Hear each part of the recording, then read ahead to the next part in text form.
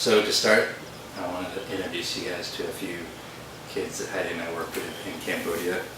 This little baby was found on a trash heap outside the hospital where she was born. Not only after she was born, and we don't know much more about her story, but Sraitate was a girl we worked with quite a bit, and she had about 11 brothers and sisters, and their father left them for a younger woman, and after that their mother actually sold two of her sisters to a brothel in Phnom Penh. And when Sraitate was 9 years old, her mother tried to sell her to a brothel as well. These two girls are sisters. This is Sraipit and Sraipi. Sraipit means diamond, and Sraipi means girl number two. So their mom brought them to the center. She was very sick, and about 6 months later she died of AIDS, which she got from her husband, who had been visiting prostitutes. So they were then without parents. So for this speech I was wanting to do some research on why child abandonment happens, just because it's something that's been close to our hearts. And the stories I just listed were stories from a poor country like Cambodia, but actually child abandonment happens in the US, it happens all over. In fact, some of the research I did called child abandonment in the US an epidemic because of what's been going on. And the abandoning of children by their parents is an issue with deep moral implications, because we know that God intended for children to be raised by parents in a community and family, and it's God who tells us to care for the orphans and the widows. So some of the different reasons that child abandonment happens, it's very diverse. There's many different reasons, but according to UN estimates that I looked at in 2001, 150 million children were living on streets worldwide. And the reasons that they gave for that were poverty, which poverty kept coming up as a big reason for why children are abandoned, abuse, parental death, or maybe the parents just didn't want the children for whatever reason. There's many other ways that children are abandoned. Of course, most of them aren't just living on the streets. Some of them go to an orphanage, maybe because their parents are dying of AIDS or because they're too poor.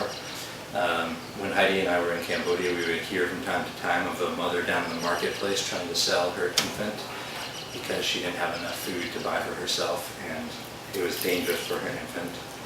Other ways of abandonment, of course, being sold into slavery, or a very extreme form of abandonment is abortion. Now, to say that child abandonment is a modern problem that's only happening now would be foolish of me. It's something that's been a part of human history. Even in Greek mythology, in Oedipus the king, he actually abandons his son because a fortune teller tells him, your son will grow up to kill you in the end. And that doesn't happen much in the West, but even in Cambodia that still happens. We heard of boys that were being abandoned by their caregivers because a fortune teller said they'll grow up to be gang leaders. We heard of one mother who wanted to kill her infant because she had multiple fortune tellers tell her that the child was bad luck and would bring bad luck to the family.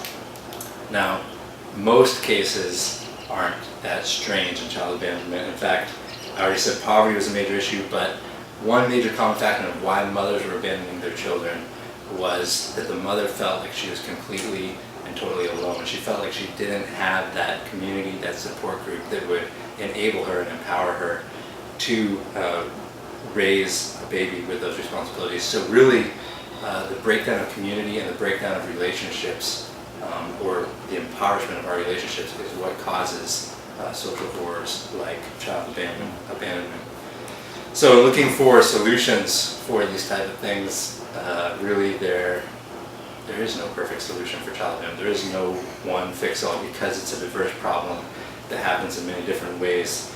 But one thing that we know is that God commands us to care for the orphans and the widows, and that could be those that are nearby, and that could be those that are far away. It could be something as simple as reaching out and encouraging a single mom or a mother who is a teenager who's expecting, or it could be supporting an orphan somewhere.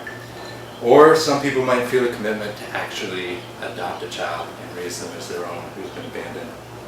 Psalms 83:3 says, "Defend the weak and the fatherless, uphold the cause of the poor and the oppressed." For those that follow Christ, it's not just an option, it's actually a command of God. And as I was doing this research again, I just felt overwhelmed at the need and the hugeness of this problem of child abandonment and how helpless I feel to actually do anything to change it. And really, comfort that I find is again in God. In Hebrews 13:5, he says, "I will never leave you nor forsake you." And I have to believe that he's speaking that even over abandoned children. And that as we follow him, as we're asking him what he would have us do, as we're connected to his heart, he will bring those people into our paths and show us how to help and reach out to those kids. So, thank you very much.